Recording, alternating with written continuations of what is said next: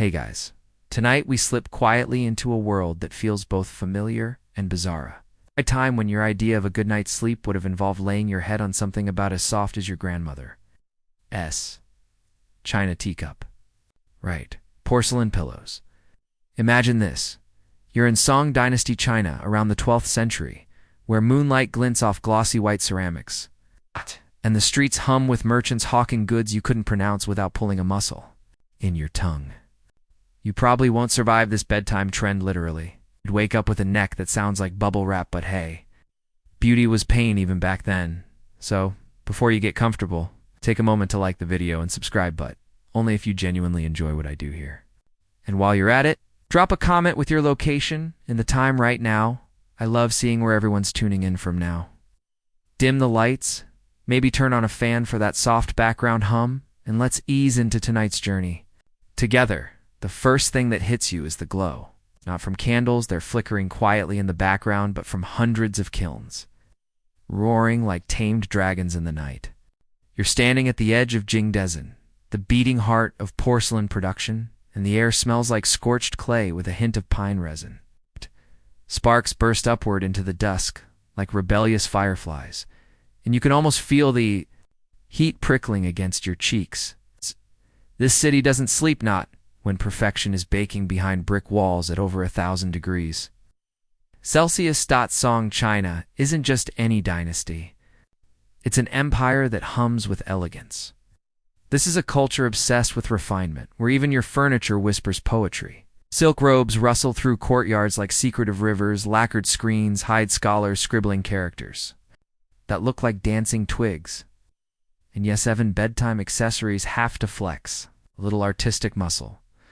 Now picture the star of our show, the porcelain pillow. Not the squishy marshmallow cloud you're used to, but a hard, cool slab of artistry curved just enough to cradle the back of your skull. It sounds like the kind of thing your chiropractor dreams about for job security, but in Song society, this was peak sophistication. You lean closer to a freshly fired piece, still warm, the glaze shimmering like moonlight on a frozen lake. It's so smooth you half expect it to sigh under your fingertips. Here's the wild part. These weren't mass-produced in soulless factories. Every pillow was a crafted statement. Some bore etched lotus blossoms, others had dragons coiled across their flanks, and a few went full philosophical with calligraphy, meant to seep wisdom into your subconscious while you slept. Imagine waking up smarter just because your pillow whispered Confucian proverb into your hairline. Historians still argue whether these pillows were meant purely for comfort or if they were status tokens flexing in ceramic form. The truth? Probably both. A porcelain pillow on your bed wasn't just a sleep accessory. It was a conversation starter, the medieval equivalent of posting your minimalist, perfectly curated bedroom aesthetic on Instagram. But why porcelain at all? Hold that thought, will peel back the logic later. For now, let your mind wander down a narrow alley lined with clay-dusted workshops. You pass rows of half-formed pillows resting on bamboo racks like sleeping turtles. Artisans crouch low, their palms guiding soft clay into elegant arcs, with a rhythm that feels almost hypnotic. Somewhere nearby, someone is humming a tune older than the dynasty itself. Tangled in the smoke curling toward the stars, a boy rushes past, carrying a wooden board stacked with small rectangular molds. He's barefoot, his feet silent on the packed earth, and for a moment, you think of how many hands have touched the porcelain you see in museums today. Thousands of hours, thousands of breaths, lives spent coaxing beauty from mud. Think about history. You can't scroll past it, because every piece, every object, every porcelain pillow you'll meet tonight is basically a time capsule, a stubborn little survivor of dynastic drama. Monsoon floods and the occasional Mongol invasion. And speaking of drama, let's toss in a fun fact before you doze off. Some people believed porcelain pillows could literally preserve your soul. It's not in a creepy, trap your essence forever way, but in a gentle, balance your body's yin and yang kind of vibe. The idea was that the cool ceramic surface kept your internal fire from overheating during sleep. Imagine telling your partner, honey, I'm not using a rock-hard pillow because I hate comfort time doing it for my chi. You kneel by one of these early pillows, running your fingers along the edges. It's surprisingly small, almost dainty, like something designed for a child or maybe a woman with a meticulously coiffed bun. That's another quirky detail. Porcelain pillows weren't one size fits all. They were tailored, not for softness, but for stability. And women especially valued them because they kept elaborate hairstyles intact overnight. Who needs a silk pillowcase when you've got an entire ceramic architecture supporting your midnight aesthetic? As the night deepens, you feel the coolness of the clay seep into your thoughts. Lanterns bob like sleepy stars above the market street. A vendor laughs softly, passing a steaming bun to a potter whose hands are ghost white with kaolin dust. You catch snippets of conversation, prices haggled, jokes traded. A rumor about an imperial order for a set of pillows shaped like crouching tigers. Imagine the emperor's head resting on a beast frozen mid-pounce. Subtle, not exactly. But dynasties rarely did subtle well. So here you are, perched on the edge of a dynasty that prized art so highly, even its dreams had to be aesthetically pleasing. It's the beginning of a long, winding night, and we've barely skimmed the glaze on this porcelain story. Ahead lies a journey from mud to moonlight, from beauty myths to bizarre health tips. From markets that glittered under lanterns, to ships that carried these fragile treasures across oceans. But for now, just let that image settle. You, in the glow of the kilns, listening to the soft thud of clay meeting hand, and wondering will your next pillow survive 1,000 years. You linger a little longer by the kilns, the night air thick with the scent of wet clay drying into immortality. Behind you, the faint strains of a guqin drift from an open courtyard. Melody so fragile it feels like it could shatter against the porcelain shelves stacked high in every workshop. Now let's roll up those silk sleeves and dig into the big question that's been nudging your brain since Section 1, why porcelain for pillows at all? Picture this. You've just spent your day navigating the streets of Kaifeng, dodging lacquer, carts, and poetry contests, and now you're desperate for rest. The logical option would be something soft, maybe silk stuffed with cotton, right? Nope. In the Song Dynasty, softness was for rookies. Comfort was secondary to what people called refinement. A pillow wasn't just where you drooled, it was a mirror of your soul. An artifact that whispered, I have taste, culture, and maybe a mild obsession with dragons. Porcelain, with its cool toothed surface, wasn't some random pick. Song doctors, those early wellness influencers, claimed that sleeping on a ceramic pillow could balance internal heat, prevent fire from rising to your head, and even clear away bad dreams. You've got to admit, that sounds more appealing than scrolling on your phone until 2 a.m., historians still argue. Whether people actually believed these health benefits, or if they just nodded politely while admiring their reflection on the shiny glaze. Either way, wellness marketing isn't new, it just used to involve more kilns and fewer hashtags. Here's the kicker. The earliest porcelain pillows weren't even porcelain. They started out as earthenware, basically the IKEA starter pack of ancient bedding. By the Northern Song period, artisans began upgrading to the glossy, durable, status-dripping ceramic we think of today. And that jump? It wasn't just about sleeping better. It was about showing off. If your head rested on anything other than a flawless, hand-painted porcelain block, were you even trying? You tilt one of these pillows in your hands now, tracing. The glaze, where a pale celadon green melts into creamy white. Some of them are shaped like simple rectangles, others like a folded scroll or a crescent moon. And the designs? Tigers frozen mid-leap, peonies curling like whispers, rivers that look like they're about to ripple if you blink too hard. If you're thinking who needs Netflix when your pillow is this dramatic, you're not wrong. Let's sprinkle. In a fringe tidbit for you, some scholars think these pillows doubled as a kind of ancient safe box. Yep, a few hollow pillows had tiny compartments where you could stash valuable silver coins, maybe a jade pendant, or that one incriminating love letter you really didn't want your nosy aunt finding. It's basically the Song Dynasty equivalent of hiding cash under your mattress, except with better craftsmanship. The deeper you wander into this idea, the clearer it becomes. These pillows were never just about comfort. They were mini canvases for an entire worldview, and the Song worldview? It was all about balance, elegance, and this slightly extra approach to daily life.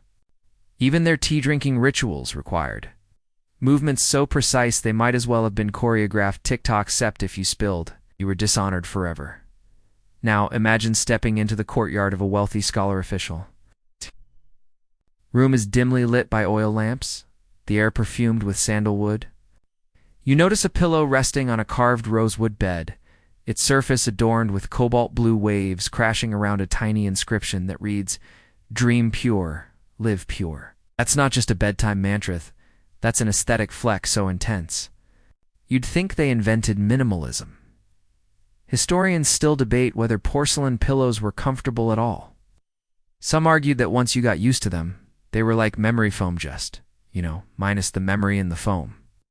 Others think people used extra padding, like folded cloths, to soften the blow to their skull. Either way, song sleepers weren't flopping into bed after binging dumplings. They were aligning their spines with art history in mind.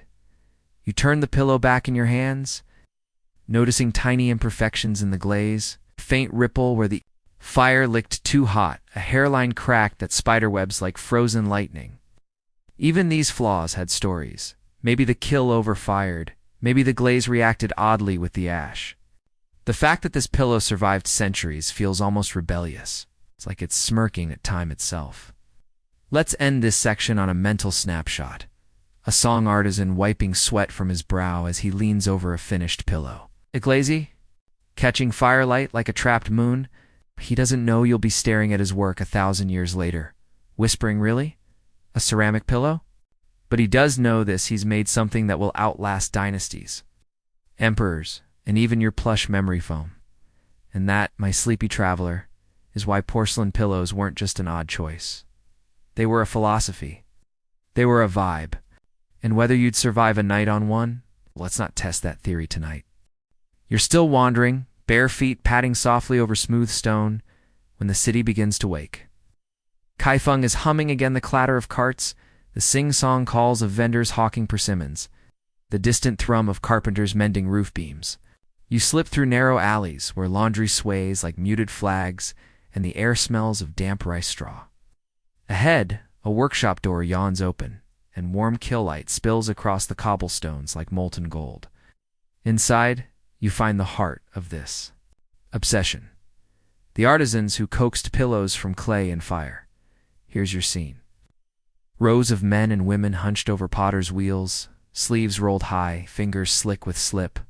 The room pulses with a rhythm of scraping tools and quiet concentration. You can almost hear the kill sigh as it exhales plumes of chalky smoke through a gap in the roof.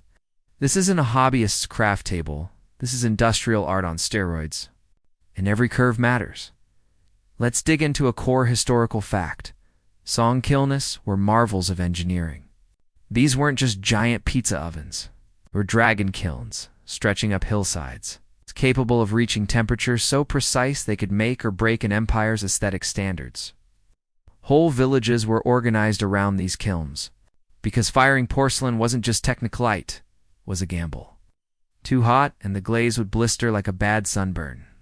Too cool, and the pillow would emerge chalky and brittle, doomed to crack under the weight of a single scholar's dream. Now, for the quirky tidbit, some artisans believed the kill had moods. Yep, kill gods were a thing, craftsmen would whisper. Little prayers or leave offerings, fruit, incense. Maybe a splash of rice wine, because when you've stacked 3 months of work into one fiery gamble, you're not leaving it to chance. Imagine trying to troubleshoot your ceramic pillow and thinking, maybe the kill's just in a bad vibe today. You wander closer to one craftsman shaping clay into what looks like a tiny fortress wall. He presses his thumbs into the edges, smoothing the block into a gentle curve. This isn't random design. These contours are calculated for the perfect balance of comfort and rigidity. Some pillows feature slight head dips, others keep it straight like a plank. Why? Because in the song worldview, posture wasn't vanity, it was morality. A crooked spine hinted at a crooked soul. So yes, your pillow was silently judging you. The workshop smells like warm earth and singed pine ash. On the floor, wicker baskets overflow with unfired blocks. Overhead, bundles of dried herbs dangle from rafters not for seasoning but for rituals of luck. A little voice in your head wonders, what would happen if someone accidentally sneezed on one of these? Well, back then, a bad sneeze might ruin the finish, and ruin meant shame. Remember, these weren't factory pieces, they were objects tied to reputation, lineage, and in some cases, imperial commissions. Historians still argue whether this porcelain pillomania trickled down to common households or remained a rich man's game. Some evidence suggests peasants stuck to wood or straw cushions, while city elites flaunted celadon curves like status badges. Others think the trend spread farther than records imply, and of like how everyone today owns a smartphone. But only some can afford the latest model with 3 unnecessary cameras. Let's pause for a mental vignette. A young apprentice racing. To fetch glaze ingredients ground limestone, feldspar, ash while muttering formulas under his breath like incantations. If he mismeasures by a hair, the cobalt blue won't bloom. It'll crawl like sick moss across the surface. At cobalt wasn't just pretty, it was imported luxury. This pigment traveled along the same routes as Persian spices and ivory chess sets, making your sleepy headrest a globalized product long before globalization had a hashtag. Speaking of glaze, you dip your finger into a bucket and swirl the viscous liquid. It clings like cream, pale and opaque, promising transformation under the inferno. It's easy to romanticize now, but back then, one slip, one botched firing, and months of work went up in smoke. You can almost taste the tension in the air, a tension thick enough to chew. It's like overcooked rice noodles. You glance at a half-finished pillow on the bench. Its sides bear faint tracings of peonies and mandarin duck symbols of fidelity and beauty. These weren't idle doodles. They were blessings disguised as art. Sleep on a pillow with paired ducks, and maybe your marriage prospers.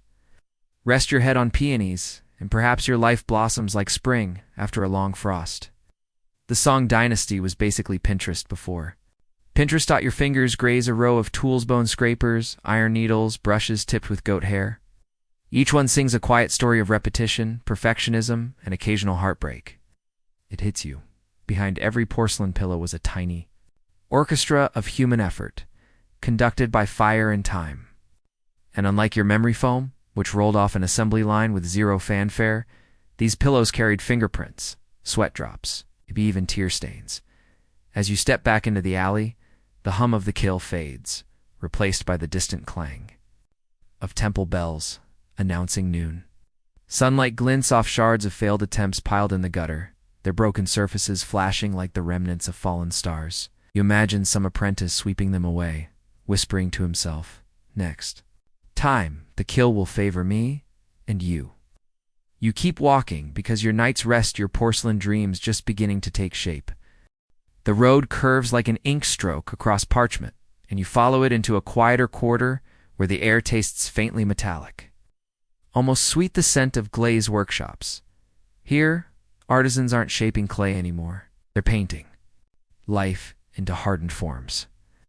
Shelves groan under rows of bone-paled pillows waiting for their second skin. And the mood feels different from the clamorous kill room you just left.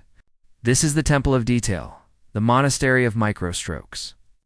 You can almost hear the whisper of brushes against porcelain, a sound softer than moth wings. You pause beside a work table scattered with pigments, and your gaze snags on a bowl of cobalt powdered deep, electric blue like the ocean after a storm. That color wasn't local, yet it hitchhiked across deserts from Persia. It's traded like treasure along the Silk Road. Fact check for your drifting mind, cobalt was pricey, rivaling silver. In cost during the Song Dynasty, using it wasn't just decorative, it was a statement that screamed, "I can afford to nap in style." Now here's your quirky tidbit. Some Song pillows weren't plain slabs, they had peekaboo features. Imagine tiny hollow chambers inside. Carved before firing, sometimes shaped like bamboo stalks. The reason? Airflow. Yup, early ventilation hacks for sweaty summer nights. You thought your cooling gel pillow was innovation? The Song artisans were like, "Hold my tea." A craftsman, hunched in indigo robes, dips a goat hair brush into the cobalt slurry and paints a sweeping peony bloom across the pillow's curve. His hand barely trembles, though the stakes couldn't be higher. One bad stroke, and the design's ruined. There's no CTRL plus Z here, no forgiving backspace. You sense his breath sinking with each stroke, as if calmness itself is part of the pigment. In this dim light, even mistakes would glow, fossilized forever under the glaze like a bug in amber. Let's sprinkle in that scholarly debate. Historians still argue whether these decorations were mere aesthetic frills or coded messages. Some see peonies as generic beauty symbols. Others think certain motifs whispered political allegiance or moral ideals. You wonder, what if one duck too many signaled disloyalty? Imagine being canceled for your pillow art ancient drama with a glossy finish. The room flickers gold, where lamplight hits shell-gilded details. Tiny dots of pure gold dance on a border pattern like frozen sunbeams. This wasn't extravagance for extravagance's sake, hinted at immortality, divinity, or maybe just the fact that someone had coined to burn. Meanwhile, your modern pillow can't even survive a spin cycle without losing its shape. Progress? Debatable. Now your eyes drift to a tray of half-finished designs, dragons curling like smoke rings, lotus blooms cradling frogs, even comic scenes of scholars stumbling through gardens, visual memes of the 12th century. Each pillow tells a story. Some whisper romance, others hum moral lessons. Imagine tucking your head on a ceramic PSA every night. You sigh, because even their bedtime decor had ambition, while your current decor consists of that laundry chair. In the corner, the craftsman pauses, holds the pillow at arm's length, and blows gently to dry the pigment. His breath fans across the surface like a blessing. Outside, a temple bell tolls, the sound folding into the quiet like another layer of glaze. You realize this entire district operates like a heartbeat, steady, rhythmic, keeping the pulse of an empire's luxury alive. And here's the twist that makes you smirk. Some designs flaunted not just florals, but poems. Yep, full-on calligraphy. Sprawling across ceramic real estate, often waxing lyrical about virtue, love, or how great the pillow owner was at writing poems. Imagine flexing so hard you printed your bars on a sleep accessory. Even now, fragments survive in museums, looping like tame dragons. Frozen mid-verse, their meanings still debated. Were they sincere, ironic, or just humble brags and brushstrokes? Historians haven't cracked all the codes. You lean closer to another pillow and notice faint notches on its undersides like tally marks. These weren't aesthetics. They were functional grooves for kill stacking, but your imagination runs wild. A secret scoring system? Potter's version of? Yeah. I made 50 of these bad boys. No one knows. Another mystery for the scholars. Finally, you trail a finger along the rim of a completed pillow, cool as moonlight. The glaze feels like glass, but hums with the ghost of earth and fire. For a flicker, you picture someone centuries ago resting. A weary head here after a long night of composing verses, or let's be real, gossiping about court scandals. Sleep wasn't just biological, it was cultural theater, and porcelain pillows were both stage and prop. You step back into the sun-dappled street. Behind you, brushes keep whispering, designs keep blooming, and somewhere, a kill waits like a hungry dragon. Ahead lies another layer of this story, deeper and stranger than you expect. So you keep walking because sleep hand song secrets are calling. You keep walking, and the smell changes, less mineral, more herbal. Ahead, a courtyard blooms with the chatter of women in robes dyed in shades of russet and teal, gathered around wicker baskets brimming with crushed plant matter. This is the world behind the shine, the pigment mills. The sounds are rhythmic pestles pounding, laughter bubbling like broth. Every stroke of blue or green on those porcelain pillows began here, with hands stained by leaves and minerals dot your nose catches. Hints of camphor and pine smoke curling from a brazier. Someone is drying herbs that will become an adhesive for pigments. That's your mainstream fact for this stop. Traditional glazes needed organic binder's gum from trees, starch from grains, so powdered minerals clung to the clay before firing. Without these humble brews, even the most exquisite designs would flake off mid-kill, like your phone screen protector when it bubbles at the edge. Now, for the quirky twist, the women gossiping as they work aren't just nameless laborers. They or sometimes entrepreneurs. Records show families running pigment workshops, passing trade secrets down like heirlooms. Imagine guarding your recipe for the perfect celadon green the way we guard Wi-Fi passwords today. And here's the kicker. Some believed those colors weren't just visual, they were medicinal. Yes, people whispered that cobalt blue could calm tempers, or that copper green might purify the soul. Whether placebo or pigment-based sorcery, who's to say? You trail your gaze to a girl grinding azurite, her sleeves rolled to the elbow, forearms taut as she leans into the stone mortar. The blue dust rises in soft plumes, settling on her lashes until she looks like a spirit of the mountains. Laughter carries, clear and high, as someone teases her about mixing too much water. That sound makes the whole courtyard feel like a woven basket holding a summer afternoon. Historians still argue whether women had equal credit in these trades, or were erased by later narratives. Some chronicles name female pigment masters, others ignore them entirely. You wonder if their work was like these whispers, essential yet invisible. Another puzzle lodged in the cracks of time. Above the courtyard, strings of lotus pods hang, drying, meant for patterns on future pillows.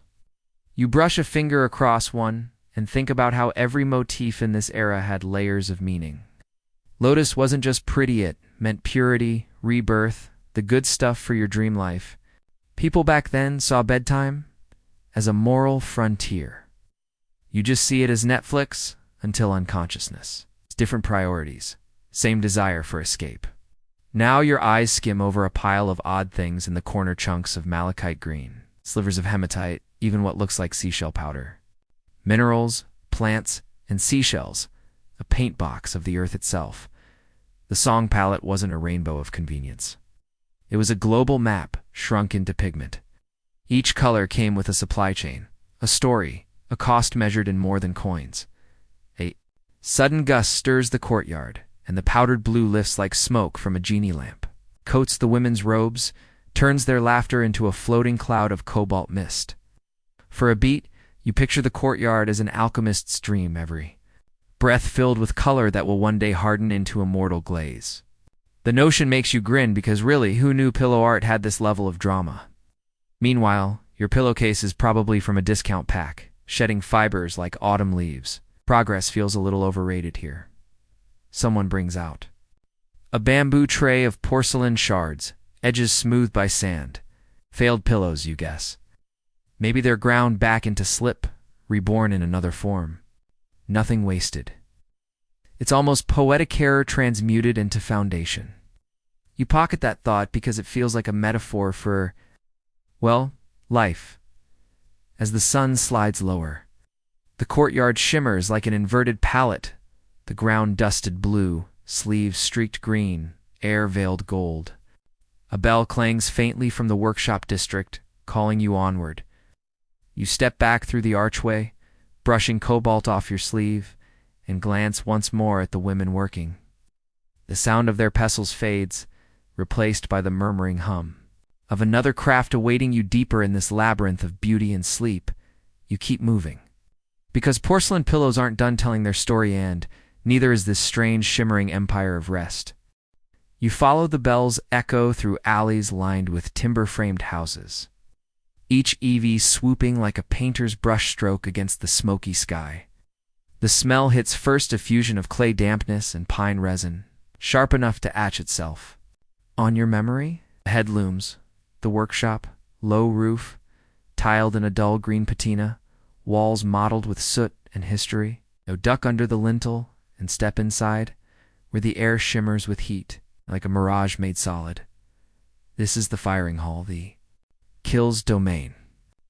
At its heart squats a behemoth of brick and clay, its belly glowing through small vents. A dragon kill, they call it, and you see why. It stretches uphill like a scaled serpent, each firing chamber a vertebra, flames licking through its spine. Workers scurry like ants, arms slick with sweat, hefting wooden paddles loaded with pillows cradled in saggers. Those protective clay cases that keep ash and jealous flames from ruining the designs. That's your mainstream fact, the song Dynasty. Perfected kill design, especially the dragon kill, capable of reaching scorching temperatures and firing thousands of pieces in a single infernal breath. You ease closer, feeling heat claw at your cheeks. And here comes the quirky, twisted, kill keepers sometimes tossed in offerings before firing began. Okay, a pinch of rice, a curl of incense, even coins. All bribes to the kill spirit so it wouldn't throw a tantrum and shatter the goods. Imagine Venmoing your oven for good vibes before baking a pizza. You can almost picture a worker muttering prayers, sliding that little token into the blaze, like feeding a very hungry god. Historians still argue whether these offerings were superstition or calculated morale boosters. Is it faith or just an ant? Early form of stress management? No footnotes here, only the shimmer of possibility through the smoke. The kill exhales a deep roar, and the entire hall seems to tremble in agreement. Shadows writhe across the walls, bending into strange shaped serpents, dancers. Perhaps ancestors peering through the veil of heat. Your ears pick up the hiss of damp wood, the occasional crack of glaze singing as fire kisses it into permanence. Every sound is a promise, survival or ruin. There's no middle ground in this glowing furnace. You notice racks stacked with pale, unglazed pillows, each one a fragile ghost waiting for its fiery baptism. Some carry carved lotus blooms, others bear dragons curling in repose. A few, even, have those cheeky poetic inscriptions phrases that translate roughly to, "May dreams be sweeter than taxes." A noble wish if there ever was one. Your modern brain can't help whispering. All this effort for something to rest your head on. But then, you run a finger across the edge of a finished pizza, satin sheen like moonlight, frozen and clayed. You get it. These weren't pillows. They were declarations, symbols that you'd made it, that your household pulsed with culture and calm. A song Dynasty flex, if you will. A boy darts past, balancing a tray of tiny ceramic cons temperature indicators. They'll melt when the heat peaks like an ancient progress bar. You smirk. Even back then, people needed visual cues to stop guessing. Because the margin between art and rubble is razor thin in this inferno, you linger near the open vent for a glimpse inside. It's a vision of chaos and grace, pillows glowing molten orange, their carved patterns barely visible under sheets. Of heat, sparks whirl like fireflies possessed, tracing erratic constellations in the kill's throat. You half expect a dragon to blink awake and breathe molten approval. And in a sense, it does. The kill is alive, ravenous, capricious. It can bless or betray without warning. No wonder those offerings felt necessary. Outside, dusk presses in, but here the kill burns its own sun. You wonder how many nights were spent in this feverish glow. Workers sprawled on mats, listening to the hiss and crackle like a lullaby of risk. Some probably slept sitting up, ready to leap at a crack of failure. It's almost ironic, these artisans sweating through sleepless nights to make something designed for better sleep. The bell clangs again. Faint this time, from deeper in the district. Maybe calling for another shift. Maybe marking the hour when shadows grow bold. You step back, peeling yourself from the kill's breath, and move toward the next chamber where raw clay waits in cool silence, counterpoint to this fiery hymn. But not before glancing back once, as if the kill might whisper a secret in its smoke. You catch a flicker of movement, just a worker adjusting a vent. Probably, but it leaves a question hanging in your head. How much of this craft was science? And how much was the kind of faith that makes you toss coins into a wishing well? Another debate to file under historians still argue. You shrug, grin, and push on. Because the porcelain story isn't just in the fire, it's in the cooling, the waiting, the long breath after the blaze. And you've still got miles to wander in this dreamscape before you can put your head down in silk, cotton, or if you're feeling ambitious, maybe even a porcelain pillow. You step out from the furnace glow into the cool hush of twilight, the air suddenly gentle on your skin after the kill's relentless breath. Your ears ring faintly, the roar of fire replaced by the soft murmurs of artisans winding down. Their voices frayed like old silk. It's quieter now, almost tender, except for the rhythmic crunch of gravel underfoot as you follow a narrow path toward another workshop. This one hums differently, less fury, more finesse. Here, in this roofed space perfumed with pine smoke and damp clay, you find the carvers at work. A single lantern casts a honeyed glow over a table strewn with damp blocks, each one a pillow tubey. You pause at the threshold, breathing in the scene. The floor is cool-packed earth, walls lined with bamboo shelves where earlier works slumber. Under damp cloths, and there they are, the artisans with wrists like calligraphers, coaxing poetry from mud. One man grips a wooden blade, worn thin as autumn light. With it, he etches a lotus blossom, petal by petal, into the soft porcelain clay. Each curl feels deliberate, like a whispered secret. Next to him, a woman works with a bone tool, teasing out the curve of a carp leaping from imagined waves. Lips move silently, maybe counting strokes, maybe reciting a line of temps. You lean in closer, and here's your mainstream fact. Song artisans treated carving not as ornamentation, but as a spiritual extension of brushwork. Many were literati moonlighting as craftsmen, their strokes echoing the rhythm of ink on silk. And now, your quirky tidbit, did you know some pillow designs included tiny ventilation holes drilled through the underside? Not for decoration, purely functional? Summer nights in the Yangtze Basin can simmer like a soup pot, so these pillows doubled as low-tech air conditioners. Imagine explaining to your modern HVAC technician that your cooling system involves sleeping on a hollow ceramic block. Historians still argue whether these pillows were strictly for elite households or whether thrifty commoners also owned plain, undecorated versions. Some suggest that rural folks used coarse clay knockoffs, less moonlight glaze, more mud puddle chic. Others insist the prestige of porcelain was too tightly bound to status for such democratization. You watch as another artisan scores lines into a pillow mold, the clay sighing softly with each cut. There's music here, the scrape of bone against earth, the muted tap-tap of fingers smoothing an edge. Someone hums, low and tuneless, while a dog snores in the corner. The lantern's glow flickers over faces glazed with focus. These people don't rush. In fact, they seem to stretch time like dough, pulling it thin, folding it back on itself. Every gesture says, the pillow must outlast the fleeting. You glance at a finished piece resting on a reed mat, a gentle curve.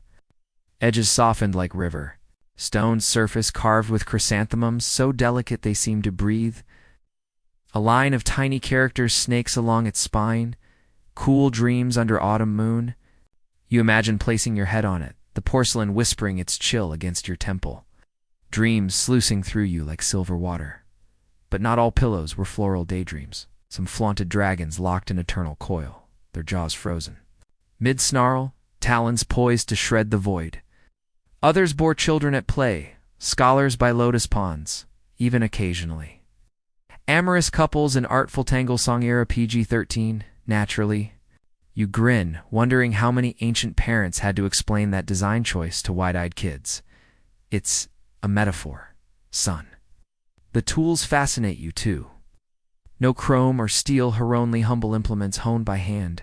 Bamboo knives, bone, chisels, thread-thin cords for slicing slabs, and water bowls, simple, earthen, brimming with reflections that wobble whenever someone dips in to wet their fingers.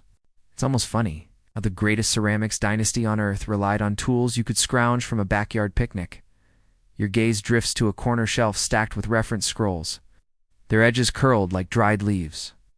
Ink sketches of pillow forms spill across the pages, cloud head shapes, brick-like rectangles, even a few shaped like resting animals, tigers, elephants, and the occasional reclining child.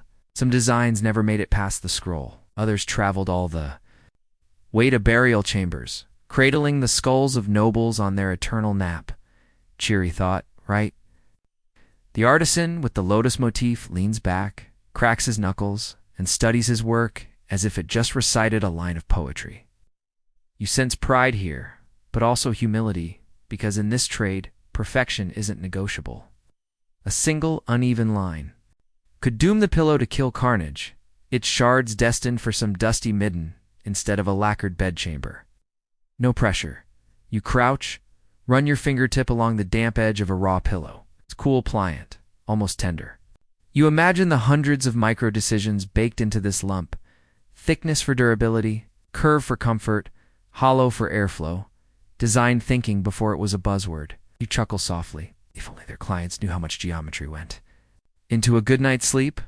A gust of wind noses through the shutters, stirring the lantern flame and sending shadows waltzing across the wall. Outside, frogs strike up a watery orchestra. And for a second, you feel suspended half in the past, half in your own skin, which is prickled with that peculiar blend of wonder and sleepiness. You watch the woman carve a carp, the strokes fluid as rain, and you think maybe this is what all craftsmanship is about, not glory, not wealth, just rhythm. The steady repetition of gestures until the clay becomes something more than clay, until even a pillow hums with eternity.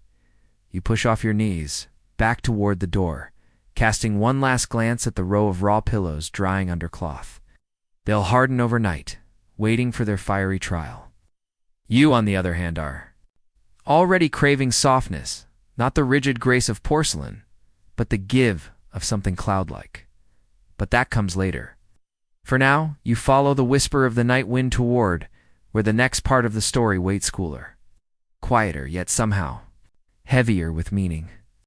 You slip away from the carving room and find yourself walking along a moon-paled corridor, its wooden beams whispering with the heat they've trapped all day. Outside, night has thickened like ink, and the compound exhales the quiet sigh of clay. Cooling in darkness, you move toward a pavilion where the air smells faintly metallic, the scent of damp porcelain fresh from the to kill's ferocity. There they are, rows upon rows of pillows, standing like miniature tombstones, their glazes shimmering faintly in lantern light. The surface sheen is hypnotic, catching the glow and bending it into ripples. You step closer, and a low whistle escapes your lips because a woo song. Dynasty glaze wasn't playing around. Here's your mainstream fact. The song perfected celadon, glazed to the point of obsession, chasing that elusive balance between clarity and depth. Like green water frozen under ice. The glaze was applied with brushes, dipped, sometimes Portage method demanding nerve-steady precision. Too thick, it drips into grotesque stalactites.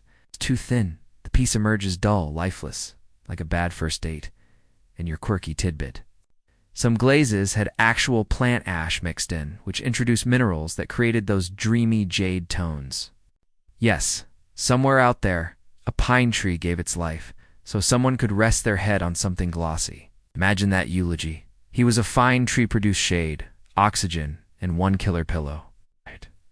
Historians still argue whether the glazes' aesthetic purity was intentional or a happy accident of chemistry. Some insist artisans pursued a philosophical ideal of simplicity glaze as moonlight distilled. Ow. Others think they just got lucky when kill temperatures stumbled into that sweet oxidation reduction balance. Either way, you're looking at alchemy. Disguised as home decor, you crouch to inspect one pillow more closely. It's shaped like a brick but softened by rounded edges. Its glaze is serene green that melts into hints of blue at the lip. Under the lantern, it gleams like river jade, so smooth you want to press your cheek against it just to hear it whisper back. Beside it sits another smaller piece, its surface carved with tiny peonies petals cupped like whispers frozen mid-breath. A single air hole winks at you from the underside, as if saying, yes, I'm practical too. One artisan emerges from the shadows, his hands empty, but his eyes sharp as hawk feathers. He pads over to the nearest pillow, tilts it, and studies the glaze under lamplight. His brow furrows, lips purse, and for a moment, the entire pavilion seems to lean into his verdict. Then just a faint nod, and the tension ebbs like water draining from a bath. The pillow survives another hour of scrutiny. You wonder how many didn't. Behind the pavilion, shards glitter in the moonlight like crushed stars. Some broke in the kill victims of thermal tantrums. Others cracked during cooling, fissures spreading like spider webs across their glossy skins. There's a weird beauty in the wreckage, though a reminder that perfection is not a birthright.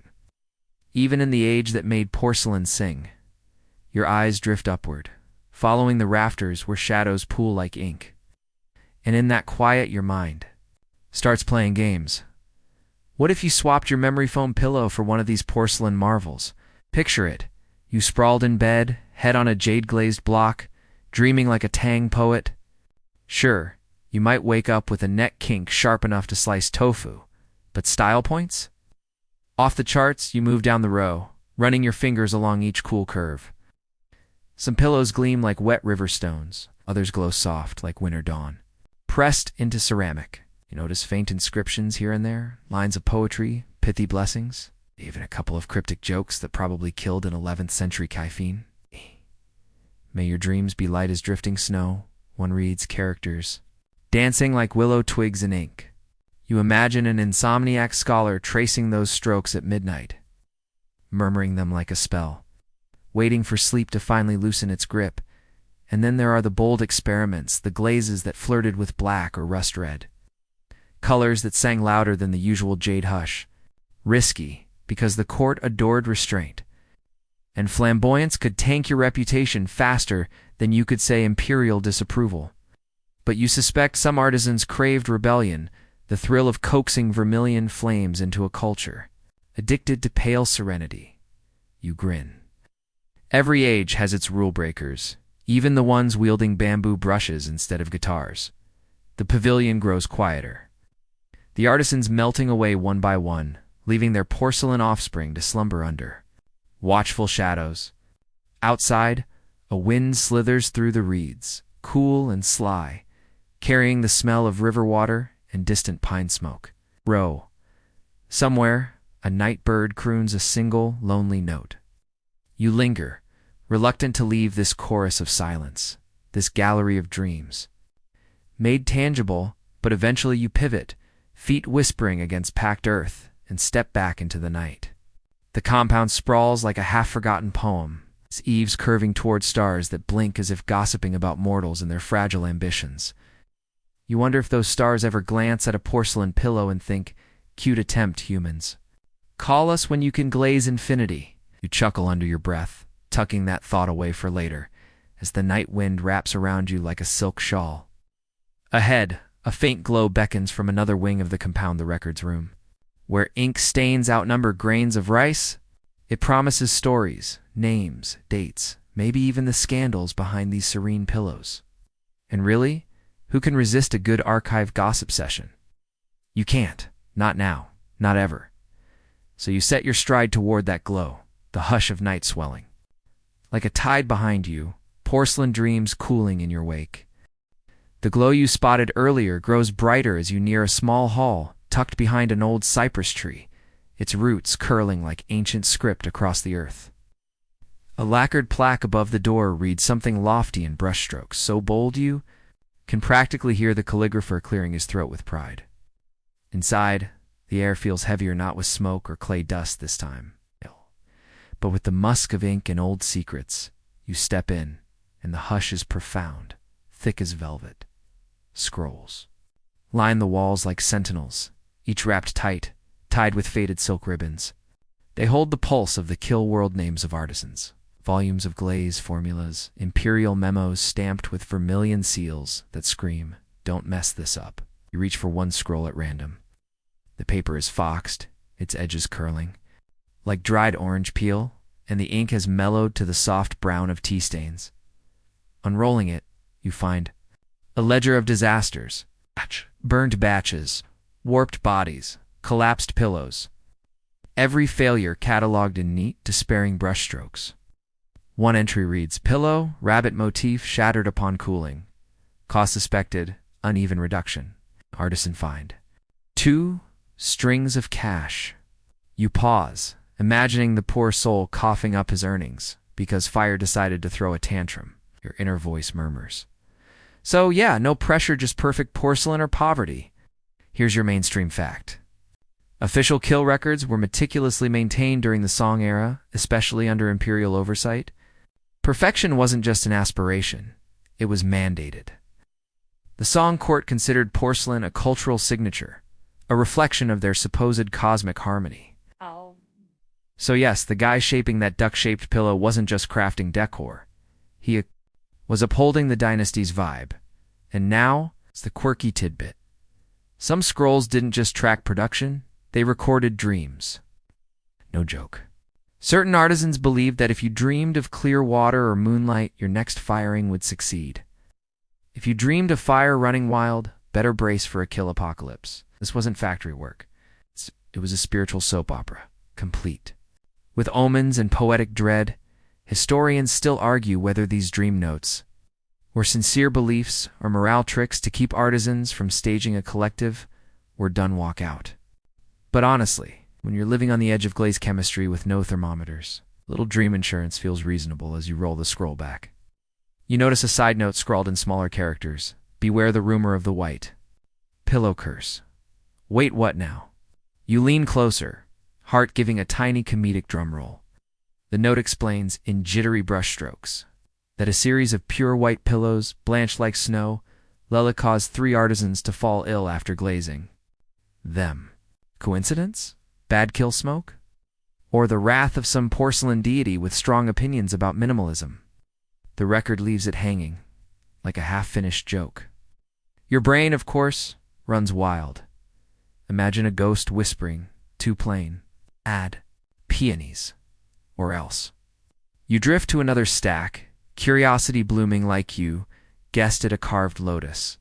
This time, the scroll crackles faintly as you unroll it, and a waft of incandescent nostalgia curls upward.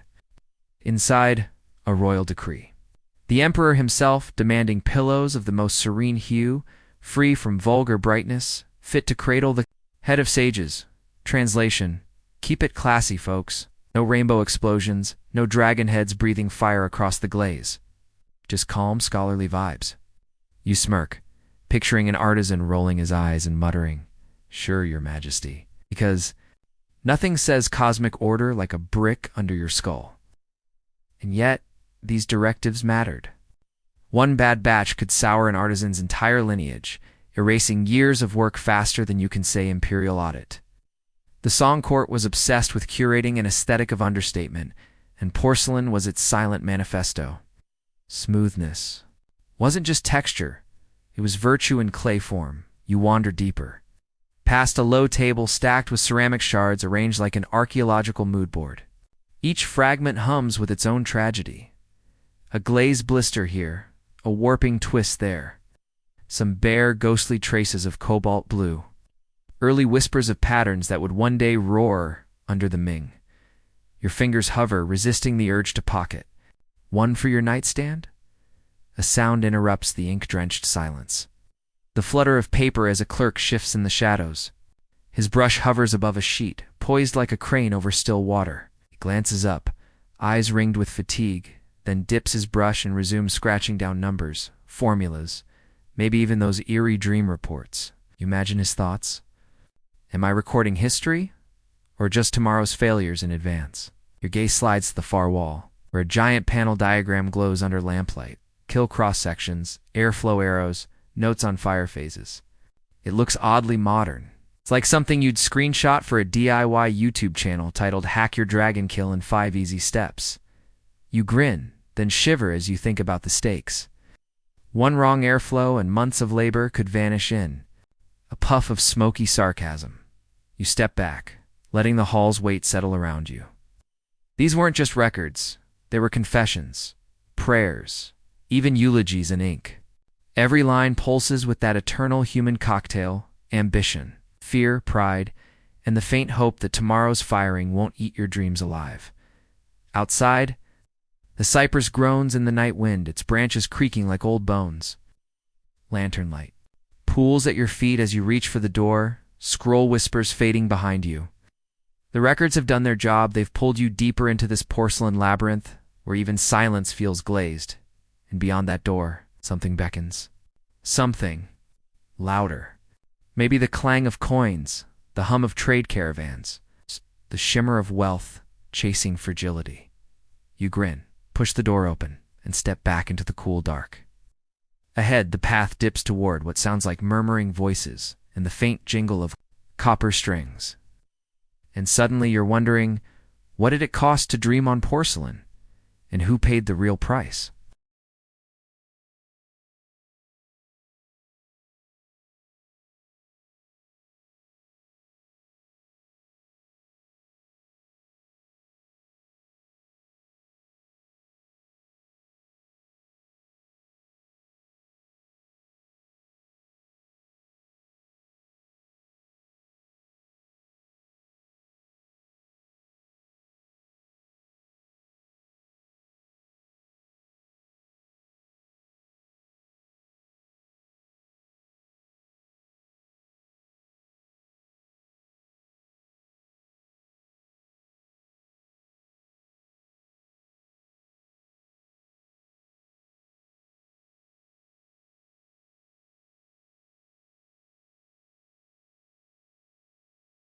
The sound draws you down a narrow lane, flanked by walls the color of stale almond milk, until you spill into a courtyard that hums like a hive after dusk. The light here is warm, buttery, flickering from oil lamps balanced on bronze tripods. A cluster of men squat on low stools, voices dipping and climbing like sparrows, arguing over breadcrumbs. And at the center, a table sagging under ledgers, copper strings, slabs of silver big enough to tempt your inner dragon. You've stumbled into the nerve center, the merchant exchange. Not the romantic kind with spices perfuming the breeze, but the sweaty, ink-stained reality of commerce. Because, spoiler alert, the Song Dynasty didn't run on poetry alone. It ran on cash, contracts, the occasional argument loud enough to scare passing cats. Here's your mainstream fact. The Song economy was revolutionary for its time. It's practically inventing what we now think of as market capitalism. Known as Jawazi, began circulating widely little slips of paper backed by trust, ambition, and a government trying really hard not to run out of copper coins. These notes turned heavy bags of cash into pocket-sized power moves. You edge closer, the stone beneath your feet still warm from the day's heat. One merchant, robes so finely woven they shimmer like a dragonfly's wing, is bragging about his latest shipment of cobalt from Persia. That blue pigment, the same one destined to swirl across future porcelain pillows, was worth its weight. In gossip, you can practically hear him crowing. Without me, your lotus blossoms would be beige. And nobody wants beige blossoms, friend. Ow. The table creaks under ledgers fat as steamed buns. You peek and find entries for everything from glaze. Components to kill firewood costs too. Wait, auspicious pillow shapes. Yep, that's there too. Turns out, even aesthetics had a price tag, and if the emperor wanted duck-shaped pillows, you bet somebody was calculating how many logs that whim would burn through. And now, the quirky tidbit, some merchants actually insured their porcelain shipments with Buddhist monasteries. Picture this your caravan rattling toward the capital, and a monk tagging along like a celestial security guard, chanting mantras to ward off disaster. It wasn't just about faith, it was marketing genius. If your crate arrived intact, customers assumed divine favor. If it shattered, well, at least your karma points were up. Historians still argue whether these insurance packs are genuinely spiritual or just clever PR. Were monks deeply invested in porcelain logistics? Or was this a song equivalent of slapping blessed in your Instagram bio? Either way, it worked. Merchants loved a good safety net, even if it came with incense and a side of enlightenment. You notice a pile of coins stacked so neatly they look like edible art. Copper discs, each with a square hole punched dead center, threaded on cords like metallic noodles. You lift one string heavier than you expected and think, if gym memberships existed, song merchants wouldn't need them. Beside it lies a single silver ingot, stamped with imperial marks, its curves smooth like frozen butter. Someone casually mentions it equals a month's kill wages. You grip it tighter, imagining all the duck pillows it could buy. A laugh erupts nearby, sharp as a bamboo flute. Two younger traders are arguing over whether celadon glazes will hold their value. One swears blue and white is the future. The other insists pale green will reign forever. Sound like rival fanboys debating smartphone brands. You smirk, mentally dubbing them Team Blue and Team Green. Spoiler, Team Blue eventually dominates. But hey, let them have their moment. The smell of the courtyard hits you now.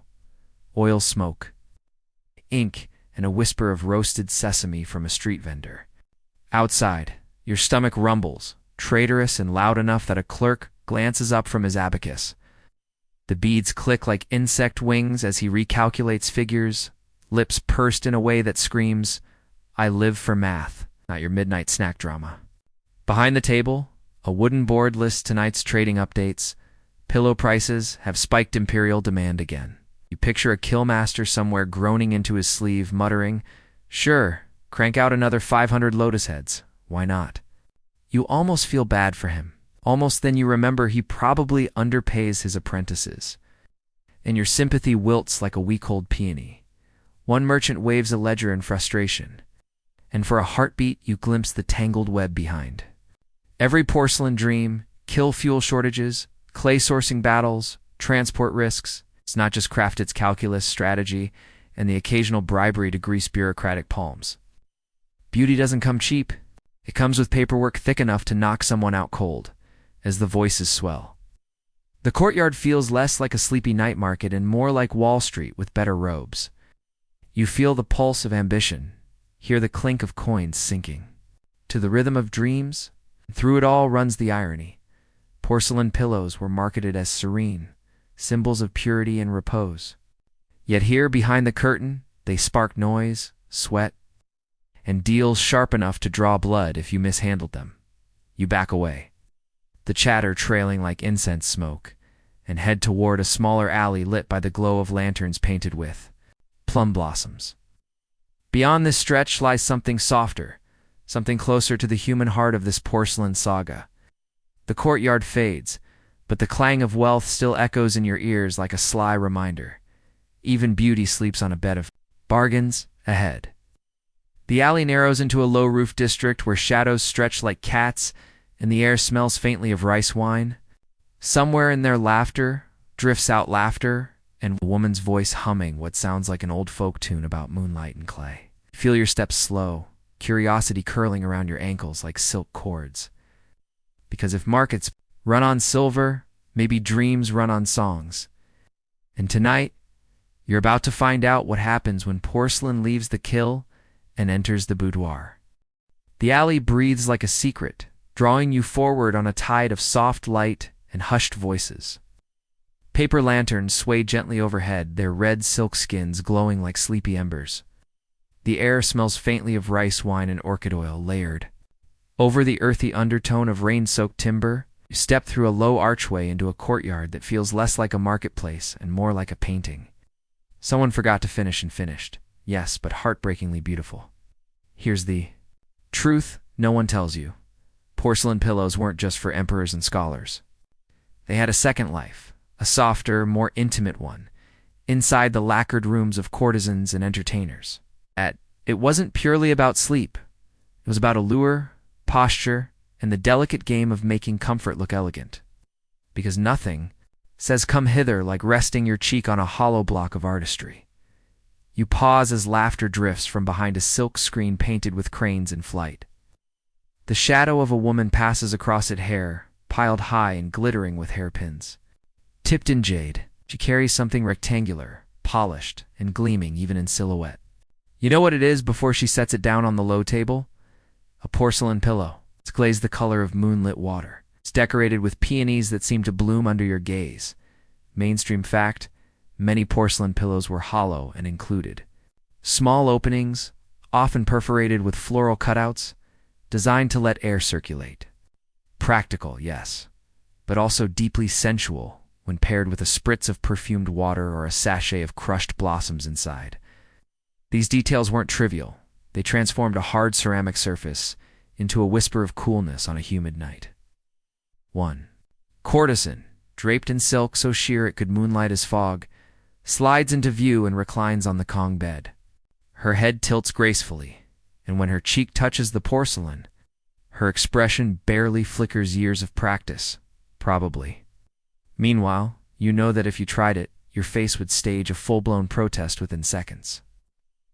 You'd wake up with jaw cramps and regrets.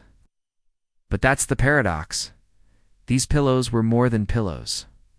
They were performance props, cultural flexes, status trophies, disguised as bedtime accessories. And now for your quirky tidbit, some pillows were inscribed with secret poems or aphrodisiac recipes on their inner surfaces, completely hidden unless you broke the piece open. Imagine the thrill. You rest your head, oblivious, while an erotic verse sleeps just millimeters from your ear. It's like Song Dynasty DLC content locked away, unless someone decides to smash the ceramic piñata. Talk about risk and reward, historians still argue whether these inscriptions were private messages from artisans or luxury Easter eggs for elite buyers. Was it art meeting intimacy, or just a clever sales gimmick to justify outrageous prices? No one agrees, and maybe that's part of the charm, the idea that beauty, secrecy, and desire were fired in the same kill. As you linger, the scene unfolds like a fan opening, one rib at a time. A musician in the corner plucks a pipa, each note trembling like a porcelain shard tapping against glass. The melody twines with the sound of laughter, soft and low, punctuated by the pop of wine corks and the faint scrape of hairpins being adjusted. It's decadent, yes, but not in a loud gold-dripping way. It's the kind of decadence that whispers. Instead of shouts, curling around your senses like smoke from sandalwood incense, one of the women notices your gaze and gestures to a display shelf, lined with pillows of every imaginable shape: fish, tigers, babies. Yes, babies. Porcelain infants curled like dumplings, their rounded bodies serving as the headrest. It's equal parts charming and unnerving, and you can't help thinking who decided a ceramic newborn was the ultimate in nighttime chic.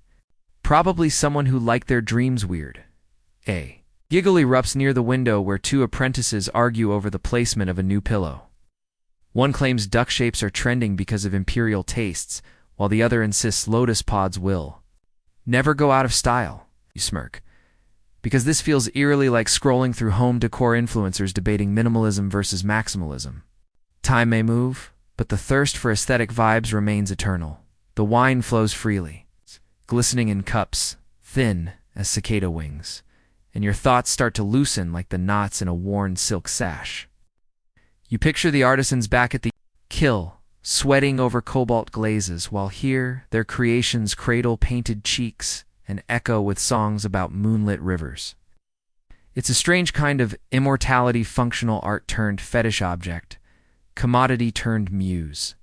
You wonder if any of those kill workers imagined this endgame, or if they just cursed every time a glaze blistered and wrecked their schedule. Outside, the rain starts again, soft, rhythmic, drumming on the clay tiles overhead. The courtesans hum along to the pipa tune, voices rising and falling like porcelain shards in a tide pool. You close your eyes, just for a moment, and picture the cool weight of a ceramic pillow beneath your cheek. The glaze slick against your skin, the hollow chamber inside humming like a seashell. Would it feel soothing, or would it feel like trying to nap on an art exhibit? It's probably both. You rise before temptation snags you completely and slip out into the alley.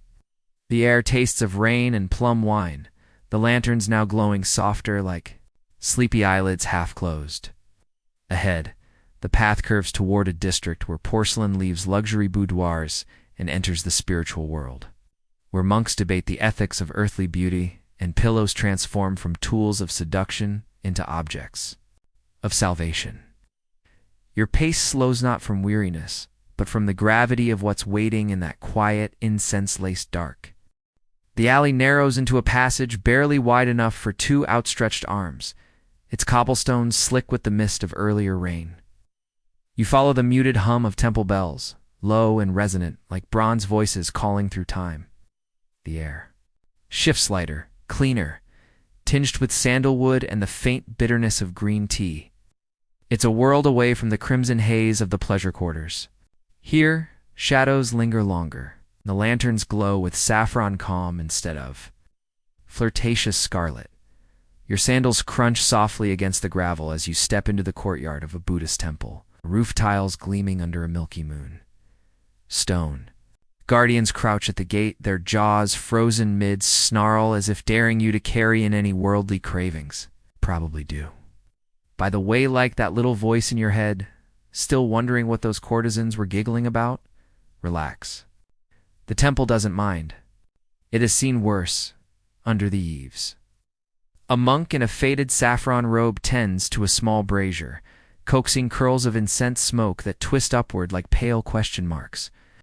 He nods at you without surprise, as if visitors materialize from fog all the time. In his calm, lined face, you sense the quiet weight of years and maybe, just maybe, the trace of someone who once appreciated the elegance of a porcelain pillow for more than just enlightenment. Here's your mainstream historical fact. During the Song Dynasty, porcelain pillows weren't confined to boudoirs or bedrooms. Monks and scholars sometimes embraced them too, but for a different purpose: discipline. The hard surface discouraged deep, indulgent sleep, keeping practitioners alert during meditation or long nights of scripture study. Comfort was a temptation. Restraint was the goal. You can almost hear the mental pep talk. If my cheek is numb, at least my karma isn't. But here's a deliciously quirky twist. Some temple pillows were inscribed not with erotic verses, but with Dira spells, Sanskrit syllables coiled like tiny snakes across the glaze. These weren't decorative, they were considered protective charms, talismans that seeped spiritual power into your dreams. Imagine dozing on one of those.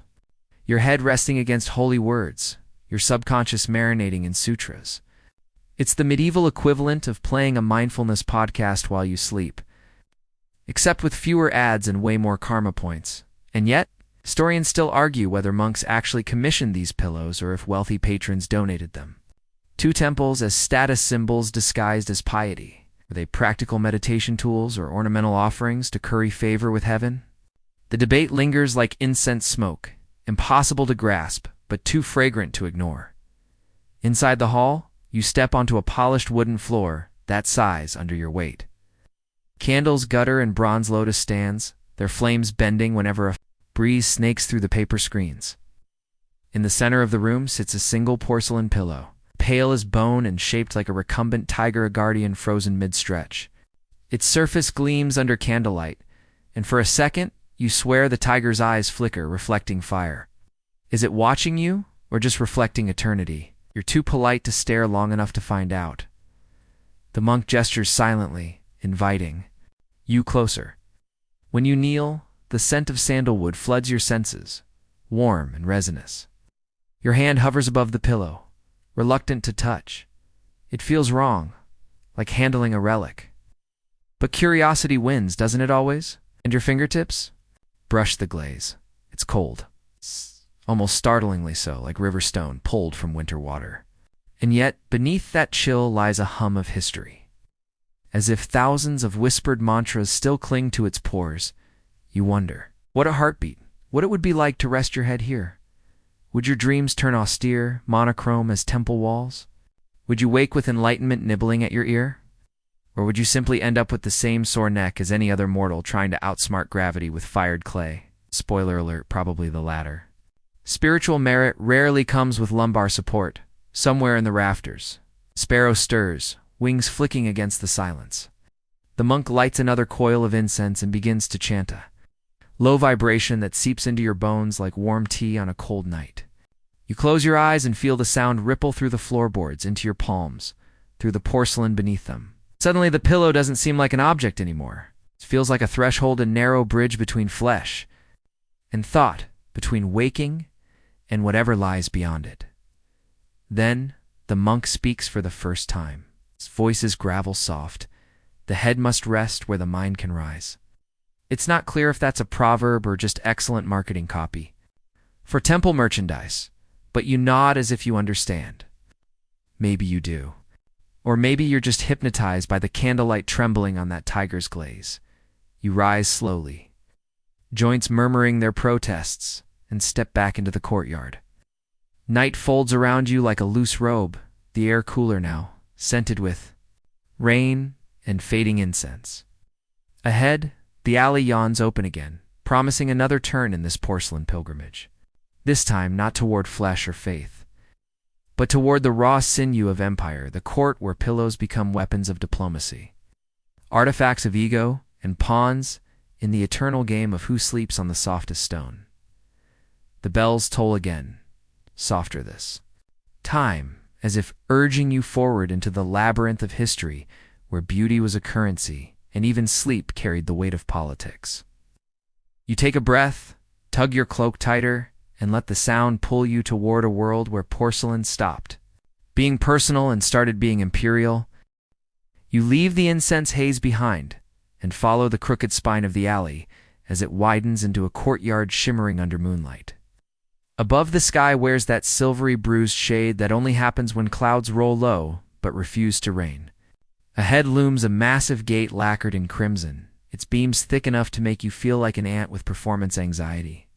This isn't a temple, this is the outer skin of Power Song Imperial grounds. The silence here is heavier, disciplined, like someone ironed the air flat. Two guards in cobalt tunics stand by the threshold, halberds gleaming faintly, their expressions carved from the same granite as the lion statues flanking the stairs. They don't speak, they don't blink. They just let you through, which frankly makes you uneasy. Either you're blessed or you're being silently recorded for some bureaucratic scroll labeled an expected visitor who will soon regret choices. Inside, lanterns glow like amber planets suspended in the gloom, their tassels swaying gently, whispering secrets to each other. You step across the polished flagstones and realize your sandals click too loudly here, like a guilty heartbeat echoing through an empty cathedral. Every detail feels choreographed. Bronze cranes poised in stillness, carved balustrades, curling, like frozen waves.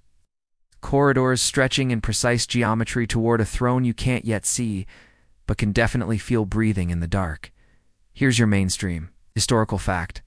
During the Song Dynasty, the imperial court didn't just appreciate porcelain, they weaponized it.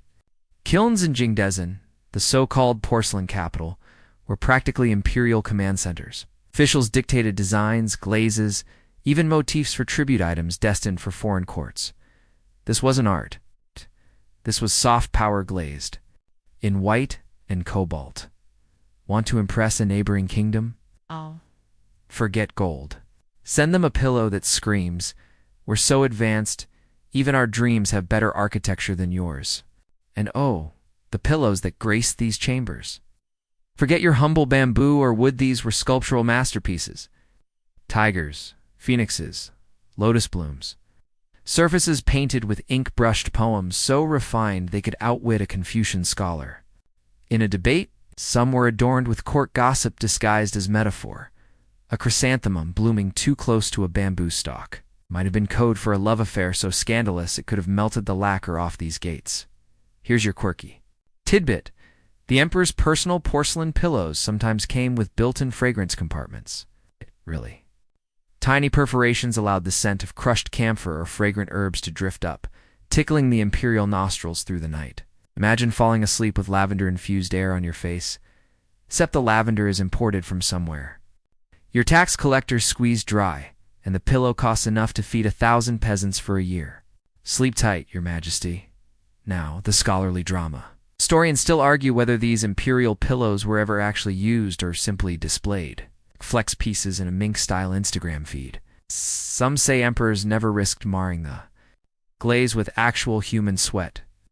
Others insist they were functional luxury, a nightly reminder of the dynasty's cultural supremacy. The truth? Probably a messy blend of both, because power loves optics, but it also loves a good nap. You drift deeper into the hall until your eyes catch the glint of something pale resting on a silk-covered dais. There it is. An imperial pillow shaped like a recumbent dragon, coils frozen mid-twist, scales etched so delicately they seem to ripple when the lantern light trembles. A band of cobalt blue curls around its spine, and within the glaze glimmers a stanza of Tang poetry, so fine it looks like mist trapped in porcelain. You step closer, pulse snagging on the thought. How many literal heads have bowed near this object? Emperors, concubines, eunuchs, whispering secrets into lacquered screens. What bargains were struck within its gaze? What dreams fermented on its cold surface before spilling into edicts that shaped history? For a reckless moment, you imagine resting. Your own skull there? The glaze would feel cool, smug with perfection. But would it soothe your slice through your sleep with imperial weight? Maybe you dream in edicts, your subconscious issuing mandates about dinner etiquette or the ideal hue of peony petals in the spring banquet. Or maybe you just wake up drooling on a relic worth more than an entire province. Tough call. Behind you, a rustle. A court attendant glides in, face smooth as porcelain itself, expression unreadable. She bows, then extends a tray bearing a cup of chrysanthemum tea so fragrant it might rewrite your personality. You sip, because refusing imperial tea feels like the kind of faux pas that ends in a headline like "Local Traveler," accidentally becomes footnote in execution records. The tea blooms warmth down your throat, floral and faintly medicinal, as the attendant murmurs something about the Hall of Auspicious Dreams. Of course there's a hall for dreams. Why wouldn't there be? If you've got the tax revenue of half the hemisphere, You can afford to curate sleep like an art exhibit. You follow her through an inner corridor where the walls shimmer with ink landscapes mist, curling over imaginary peaks, rivers sliding through brushstroke valleys. Ahead, screens part 2 reveal a chamber swaddled in silk and moonlight, where porcelain pillows rest in disciplined rows on low lacquer tables. Each tagged with a neat slip of paper, it feels less like a bedroom and more like a gallery of frozen thoughts, each pillow an argument in glaze. Hardness masquerading as luxury, fragility parading as permanence. You wander among them, fingertips hovering, knowing that behind every curve lies a story of artisans chasing perfection, of emperors flexing, of scholars debating whether a pillow can be both a headrest and a sermon. And tonight, in this hush, where power naps were a geopolitical strategy, you wonder something dangerous. Did anyone ever just smash one? Out of rage, grief, boredom? A single porcelain pillow shattering into shards, under an imperial foot now that would be a sound to wake the gods. But before your imagination gets you arrested, the attendant coughs gently, a sound like a ceramic spoon against porcelain. Time to move on. Out there waits a world where pillows leave palaces and sail ocean's diplomatic ambassadors of dreams, fragile as peace itself. You trail the attendant out of the hall of auspicious dreams and into the night air. It's thick with jasmine and something more elusive, the scent of distance, of journeys not yet taken. Beyond the gates, the city has curled into sleep, but the empires, ambitions never nap. Every porcelain pillow you've seen so far was a local star in a constellation that stretched across seas and deserts, linking song artisans to palaces they would never set foot in. Now it's time to follow those stars. Picture this. It's the late 11th century. Cargo junks hunkered down along the wharves like giant lacquered insects, their sails furled, their hulls groaning under the weight of crates stamped with imperial seals. Inside, porcelain pillows packed in straw, swaddled in bamboo strips nestle like dormant eggs.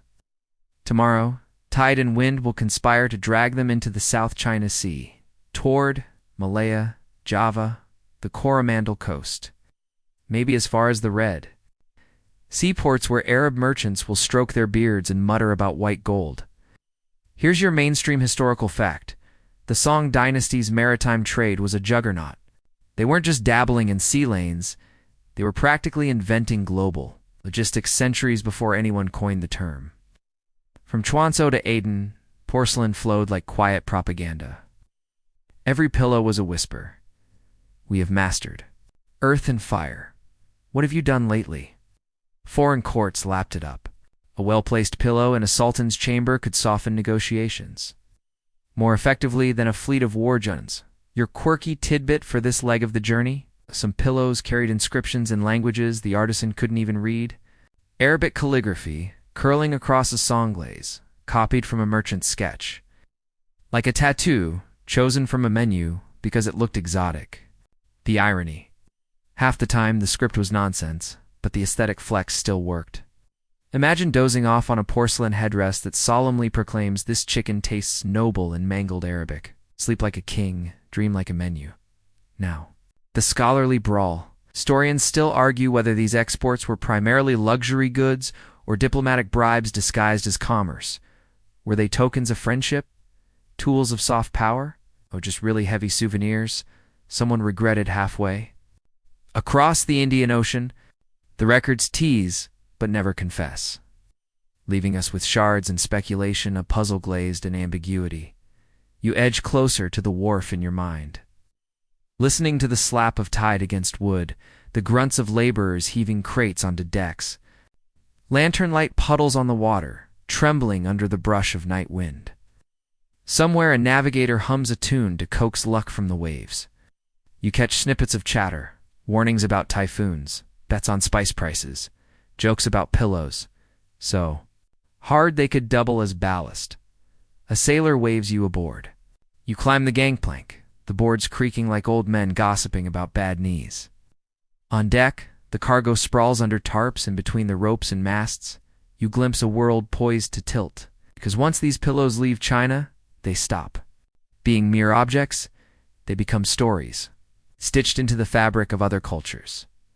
Imagine an Abbasid merchant unwrapping one in Basra, fingers lingering on the glaze, mind snagging on the thought. How do they make earth shine like frozen moonlight? Imagine a Yemeni bride resting her head on a pillow inscribed with characters she can't decipher, while her grandmother mutters about foreign nonsense infiltrating domestic dreams. Fast forward a few centuries, and a fragment ends up in a Venetian cabinet of curiosities. Mislabeled as Persian because Europeans couldn't fathom the reach of song innovation, the sea hums beneath you like a vast ceramic bowl, deep and resonant. The junk rocks gently, cradling you in a rhythm older than empires. Overhead, stars pinprick the velvet dark, constellations plotting silent trade routes across eternity. You lean against the railing and wonder how many hopes rode these waves, packed between jars of tea and bolts of silk. How many pillows sank to the ocean floor, their dreams dissolving in salt and time. A sudden squall lashes the deck. Sailors curse as rain needles down, drumming on the crates, turning the planks slick. You clutch a rope, heart skipping like a badly tuned lute. And for a moment, you picture the pillows smashing open, glaze cracking like eggshells, cobalt bleeding into the bilge. But the storm passes as swiftly as it came, leaving the night rinsed clean and smelling faintly of ozona scent that feels like possibility. Below deck, you steal a peek at the cargo hold. It's a dim, breathless cavern of wood and rope, the air thick with damp straw. Crates squat in regimented ranks, their sides inked with characters declaring auspicious nonsense like endless fortune and peaceful slumber. You pry one open gently, because you've learned something about consequences. There it is, a porcelain pillow. Simple compared to the imperial beasts you saw earlier, but still elegant. Its glaze a soft, milky sheen that seems to sip. The lantern glow. You trace the curve, thinking about the artisan who coaxed this shape from clay, never imagining it would sail past Java, past Ceylon, toward strangers' heads and lands mapped only in rumor. It hits you then. These pillows weren't just for sleep. They were emissaries, carrying fragments of a worldview across oceans. Every one was a manifesto in porcelain, declaring beauty matters, precision matters, we matter. And centuries later, shards still surface like ghosts, their cobalt. Veins pulsing with stubborn memory. Back on deck, dawn bruises the horizon. The sails billow, fat with wind, and the junk tilts its prow toward infinity. You lean into the salt-streaked breeze, eyelids heavy, mind floating somewhere between continents, between centuries, between the hard chill of porcelain and the soft oblivion of sleep. And as you drowse against the creaking mast, lulled by the ocean's lullaby, you wonder if dreams can hitch a ride on ceramic wings. What's to stop yours from spilling overboard tonight, drifting like a pale shard through the deep, waiting for some future hand to find it? Morning slides in like a slow brushstroke of ink across rice paper. The horizon glimmers gold and you're still leaning on the railing, your pulse sinking with the waves, as if the ocean has smuggled its rhythm into your bloodstream. This isn't just a voyage. It's the last page of a sprawling porcelain diary, and every ripple feels like punctuation. The ship groans softly, as if stretching after a long, salted dream. The wind shifts, filling the patched sails, and the junk sways toward open water. You watch the coastline shrink into a watercolor smear, those familiar silhouettes of pagoda roofs dissolving in haze. Behind you lies the empire of the Songit's bustling markets, perfumed gardens and moonlit kilns, still radiating heat from the midnight labor of artisans. Ahead, a liquid road braided with uncertainty and salted rumor. Here's your grounded historical fact to anchor the drift. By the Southern Song era, maritime trade wasn't just vibrant, it was seismic. Chuanzhou and Guangzhou thrummed with voices from as far as Persia and Africa. Customs ledgers unearthed from damp soil, whisper of taxes collected on sleeping stones, a coy euphemism for porcelain pillows. These records reveal staggering numbers, enough to make modern shipping magnates blink. Now for the quirky twist. Some pillow shipments doubled as smuggling covers. Tuck a sliver of frankincense here, a nugget of ambergris there, and you've got a contraband cocktail disguised as innocent sleep aids. Picture a customs officer tapping a crate and thinking, just pillows, while somewhere in the hold, an aroma strong enough to resurrect a poet leaks like gossip through the cracks. Cue the scholarly tug-of-war. Historians still argue whether these pillows overseas spread help spark Europe's later ceramic crassor, whether that's just romantic hindsight slapped over a messier truth. Was the song Porcelain Network the butterfly whose wings stirred the Rococo hurricane? Or were European artisans already destined to stumble upon kaolin clay, with or without the whisper of an Eastern muse? The debate rattles on like porcelain, beads in a lacquered box. You drift below deck one last time, where the cargo slumbers in geometric stillness. Crates line the dim hold like monks deep in meditation, each bearing the weight of two dreams, the artisans and the recipients. You rest a palm on one, feeling the cold bleed through the straw, imagining nights when it will cradle a foreign skull, hosting dreams flavored by alien winds. Does it matter if those dreams ever circle back to China? Probably not. History rarely offers refunds. Back topside, you settle on a coil of hemp rope. The salt spray frets your hair, and the sun, newly hatched, begins its lazy climb. The crew moves around you like living punctuation, tying, hauling, cursing gently in dialects that taste of inland rivers and coastal brine. Above, gulls wheel and screech, white scribbles against an ink-blue manuscript of sky. The ocean opens ahead, flat as an unfired tile, waiting to be glazed with weather and chance. Your thoughts wander like contraband incense. These pillows started as humble lumps of clay, stomped and kneaded by bare feet in village yards where chickens strutted like critics. They endured the alchemy of fire, the tyranny of glaze, the peril of kill gods in foul moods. They survived the grip of middlemen, the glare of inspectors, the hiss of wet ropes tightening around crates, and now they're here silent passengers bound for strange beds. Each one an unspoken treaty between continents. A memory bubbles up. The first imperial kill you visited in your mind's stroll, where fire painted clay into permanence. And remember, the artisans brushing cobalt dragons with wrists so steady they could shame a surgeon. Those dragons will soon curl under foreign skies, their snarling, frozen mid-roar above heads that will never decipher their intent. There's poetry in that, a poetry the pillows themselves will never read. It carry like a secret folded in glaze. The horizon tilts, and for a moment, you imagine tumbling into that blue expanse, sinking past drowned cargo timber skeletons. Rusted anchors, porcelain shards glimmering like moon chips on the seabed. Even the ocean hoards broken stories. Somewhere down there, a song pillow might still cradle the jaw of a cod, dreaming silt dreams in a language older than empires. Sleep, it seems, doesn't mind swapping species. The ship plows on. Afternoon fattens into dusk, and dusk spills into a night lacquered with stars, sharp enough to cut. You wrap a borrowed cloak around your shoulders, lean into the mast and let your eyelids sag. Above you, the rigging hums, lullabies and hemp and wind. Around you, the pillows slumber in their crates, smug in their ceramic immortality. Ahead, ports flare like lanterns scattered on a black silk scrawled. Moose may be Venice if fate feels generous. The last thing you register before surrendering to sleep is the ship's pulse under your spine, steady as the breath of an old storyteller spinning threads through time. You realize that porcelain pillows never really promised comfort. They promised continuity.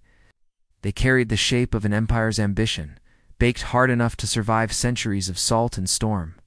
They were vessels, not of heads, but of reach. And tonight, rocked by the same currents that once bore them outward, you finally let go of history's brittle edges and drift into something softer. And now, as you settle deeper into your own pillow, hopefully one that forgives your skull more than porcelain ever would let, the ocean's rhythm linger in your bones. Slow everything down. Picture the moon rising over that song junk, a pale coin tossed into an endless well. The waves roll like quiet scrolls, curling and uncurling their silver script. And you, small and drowsy, are just a dot of ink at the margin. Breathe with the tide now. Long inhale, smooth as glaze. Longer exhale, like smoke leaving a cooling.